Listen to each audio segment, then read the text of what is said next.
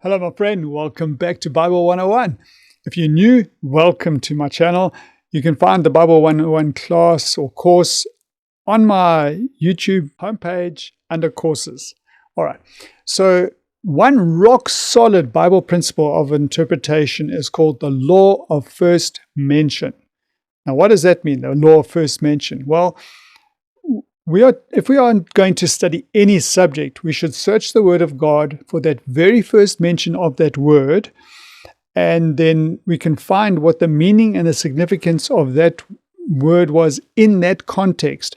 And then, generally speaking, the Lord has for us a foundation of understanding that we can then use to help us understand when that term or that phrase is used in other places in the Bible. Some people have reservations about using the law of first mention because they say that when the Bible was written into English, the translation doesn't always, you won't find the word necessarily at the first mention, because sometimes in the English, the same Hebrew word will be used into different English words. And so it could be a little bit confusing, but we're going to address that just now when we look at it, right?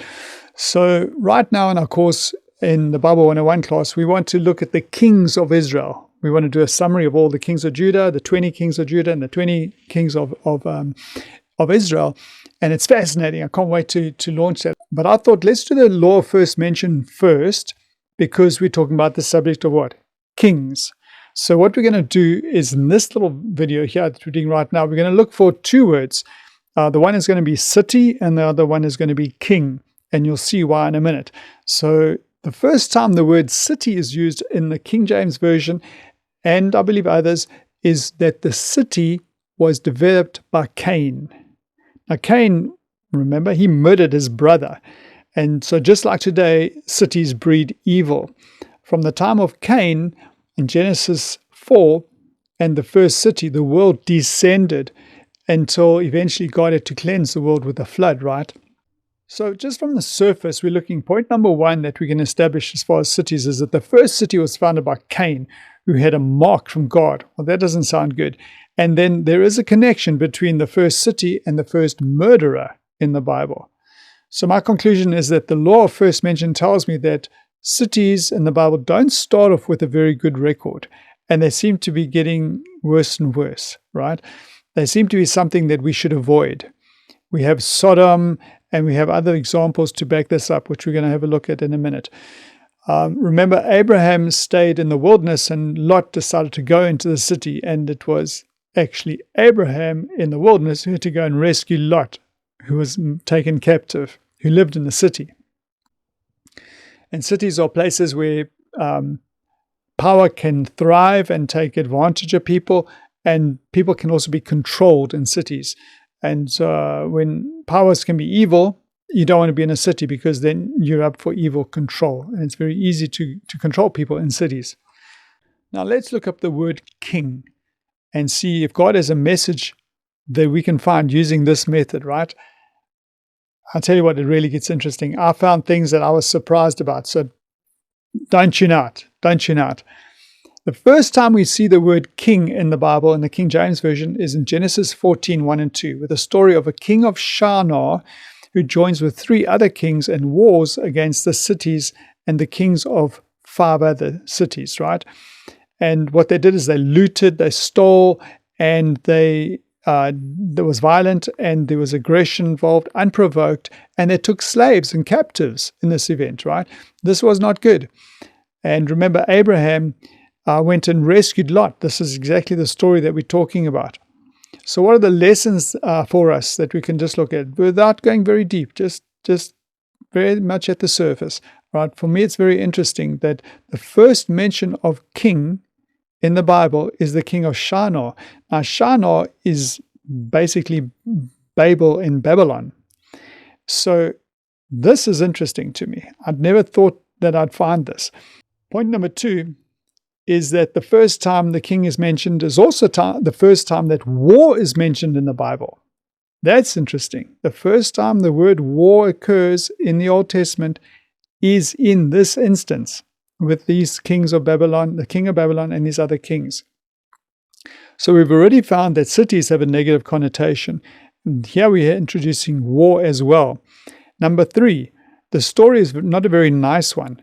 The kings are malicious, they attack, they're violent, and they steal and they take slaves. Point number 4, it was Abraham who lived in the wilderness who had to come and rescue them, right? Point number 5, kings and cities seem to be a very bad combination for evil. They feed the carnal nature in that the heart of man is wicked, and given it more power, it misuses it for selfish gain, self-serving goals, and does not use that power and influence for good. Giving a king with fallen nature power and authority will lead to abuse of power, where the pride and selfish ambition always drives them for more war, more conquest, more greed, more violence against others. Cities breed an us versus them mentality, which is contrary to the way of peace. Okay, so we're not finished. There's 2 more things we have to do, right? The number 1 thing we have to do is address that issue of when we're using the law of first mention. How do we know that when we're reading our English Bible, it's the first time that that word is used in the Hebrew or in the Greek? All right, so we're going to switch over to the screen now, and I'm going to show you. I use eSword, which is free. This is the very old version, but it still works like a bomb. So we have the King James Version, which you should get for free, and then the KJV Plus. So we'll have a look at that right now. Search function. So we look for the first time the word kingdom occurs in the Bible. Genesis 10:10. Well, how do we know that that is really the first time? So then we switch over to the KJV Plus, which gives us the Greek and Hebrew's Strong's numbers, right? And we have a look at the word kingdom in that verse. Here it is here. And it's the Strong's number H4467. So then what we do is in this version, KJV Plus, we do a search for that number. 4467. Don't do the H, just the number. And it comes up with Genesis 10:10, still at the very top of the list. So we know for sure that this is the first occurrence of this word in the Hebrew text. So we know Genesis 10:10 is the first time the word kingdom is in the King James Version. Now, let's see, what does it tell us?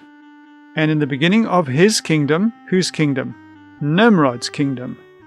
And was Babel. Wow, well, that's interesting. So the very first kingdom in the entire Bible is Nimrod of Babel or Babylon. All right, so let's see, that's the word kingdom. So let's search for the word king. Go back to the KJV if you want and look for the word king. Comes up with Genesis 14:1. Click on that. All right, so then we see what is the Hebrew word. And you do this obviously the same in the New Testament with Greek. It doesn't matter which. So we see there the word king is Melech, and it's 4428. So we now do a search for 4428 in the KJV Plus, and we come up with the exact same verse, Genesis 14:1. So this is the first instance in the Bible where the word king comes up. Now have a look at this.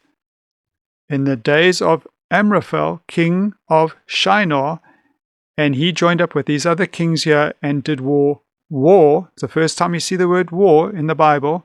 Here it is here, the exact same time. And where is he? This first king mentioned is the king of Shinar. This is a plain in Babylon. Well, we know that. You can do a bit of a research for yourself, but if we just search for Shinar 8152, search for 8152, and it comes up in Daniel chapter 1. Why in Daniel chapter 1? Well, because Nebuchadnezzar, king of Babylon, took the king of Judah into Shinar, which we know is Babylon. So the land of Shinar is Babylon. Both ways you want to look at it. So that's very interesting. So let's summarize what this law of first mention has shown us. The very first instance of kingdom in the Bible is Nimrod, building the Tower of Babel. The first instance of king in the Bible is here Genesis 14:1, which is again a king of Babylon. If we search for the word war, it comes up Genesis 14:2, which is right here. The king of Babylon made war. Wow. I think this is very powerful. So friends, I hope that helps you. It's a very simple tool, but it's very, very, very powerful when you want to start searching the Bible and doing Bible study in depth. This law first mentioned is telling us that the first kingdom was Nimrod when he built the Tower of Babel. The first instance of the word king was this king of Babylon. And the very first instance of war was created by this first king of Babylon. These are important things that we can note down. The law of first mention. So for the rest of the study, we're going to tie up all these things together, and you do not want to miss what's lying in front of us right now. Do not tune out. Okay, here comes the reward, friends. This is the reward of all this hard work. Now we're going to reap the rewards, and you are going to really enjoy this. So we've looked at all these things the law first mentioned. What can we see as far as a summary goes? The first city ever mentioned was established by a murderer. He received a mark from God. Remember, Cain got that mark. The first kingdom ever mentioned was Nimrod in the Tower of Babel. The first time Babylon or Shinar is mentioned was United Nations in open rebellion against God, which was that Nimrod and Tower of Babel. We also know the first time the word king is mentioned was the king of Shinar when they led other kings of other cities to go and attack other cities and take captives and take Lot, and they stole and they caused harm, right? But they were led by the king of Babylon. And then the first war mentioned was that very same instance. He also led other kings to unite. Remember that? I've mentioned that. God's people, Lot, were taken captive. And also Abraham led his army and rescued Lot. Fascinating stuff.